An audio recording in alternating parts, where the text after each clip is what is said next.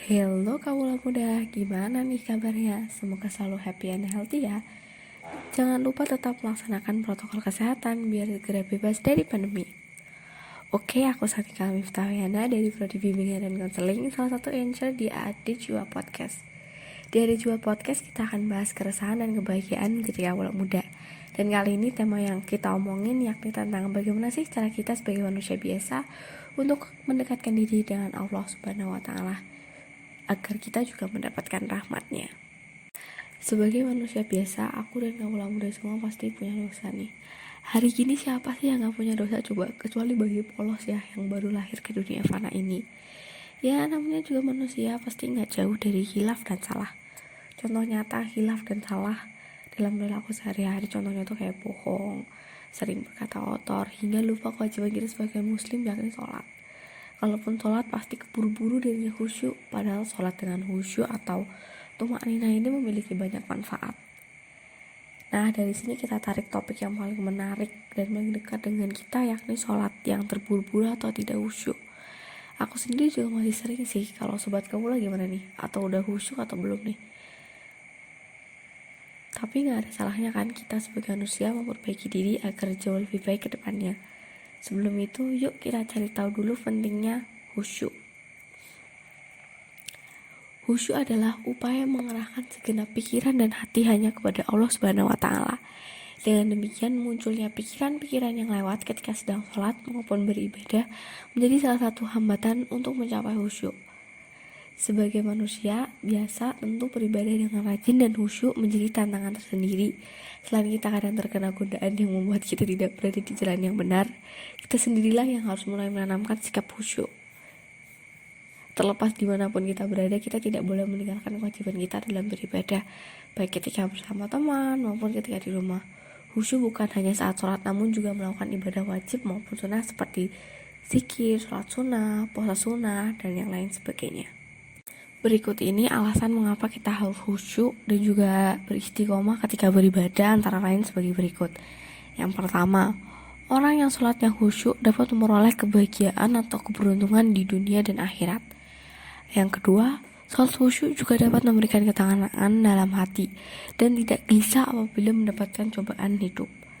Yang ketiga, sholat khusyuk juga dapat menghapus dosa-dosa kecil selama orang yang sholat itu tidak melakukan dosa yang besar. Dan yang keempat, sholat khusyuk juga dapat mencegah perbuatan keji dan munkar. Nah, berikutnya ada cara mendekatkan diri pada Allah Subhanahu wa Ta'ala. Dalam kehidupan kita sehari-hari, tentu Allah Subhanahu wa Ta'ala telah memberikan nikmat yang tak terhingga, dan salah satu cara kita untuk bersyukur dengan lebih mendekatkan diri pada Allah. Nah, gimana sih caranya? Yang pertama itu ada membaca Al-Quran. Salah satu cara mendekati diri kepada Allah adalah dengan memperbanyak tilawah atau membaca Al-Quran. Amalan ini tidak hanya membuat kita semakin dekat dengan Sang Pencipta dan mendatangkan pahala. Ini juga dapat membuat kita menjadi pribadi yang semakin sabar, lapang dada, jujur, dan yang lainnya. Al-Quran diturunkan oleh Allah untuk diamalkan dan dijadikan petunjuk jalan bagi orang-orang yang beriman serta bertawakal.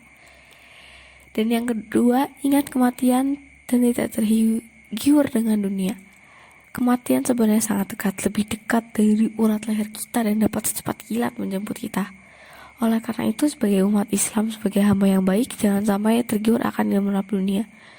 Dunia hanyalah tempat singgah sementara dan akhirat tempat selamanya. Yang ketiga, berzikir dan menjalankan ibadah sunnah.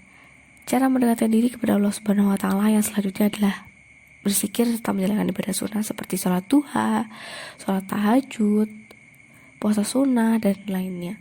Zikir atau wirid sering diartikan sebagai menyebut nama Allah dan biasanya dilakukan secara rutin untuk mendekatkan diri kepada Allah Subhanahu wa Ta'ala.